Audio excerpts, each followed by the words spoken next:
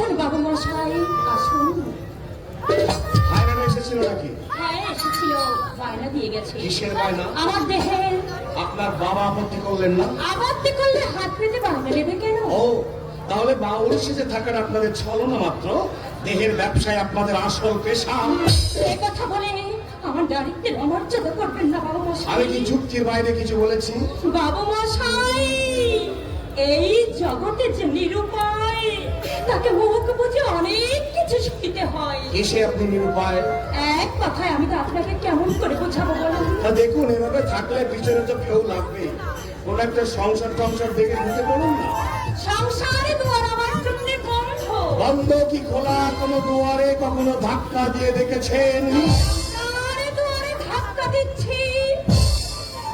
নেবেন নেবেন আমার সংসারে তুলে?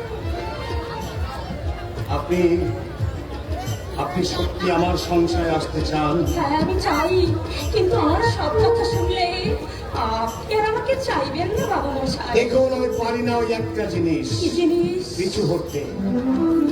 যদি আমার কোনো ঘৃণার পরিচয় হয়? সামাজিক পরিচয় নিয়ে আমার কোনো মাথা ব্যথা নেই। আপনার পরিচয় আপনি। যদি আমার জন্মে কোনো পাপ থাকে? জগতের প্রত্যেক মানুষকে কেউ না কেউ জন্ম দিয়েছে, সুতরাং জন্মে কখনো পাপ থাকতে পারে না। বাবু মশাই, কোথায় আপনার ব্যথা?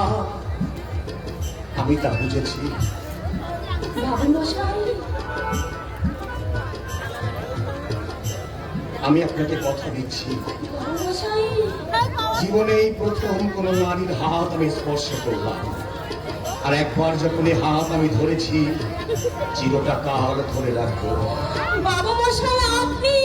আর আপনি নয় কঙ্কা, বলো তুমি। তুমি তুমি মানুষ নও বাবু মশাই, স্বর্গ থেকে মায়া বদলে এই মাটির পৃথিবীতে নামে এসেছো। এত আনন্দ যে আমার বুকে ধরছে না। এ যেন হাগির স্বর্গ আহরণ পতিতের ভগবান দর্শক। আমার কথা তো তুমি কিছুই জানতে চাইলে না কঙ্কা।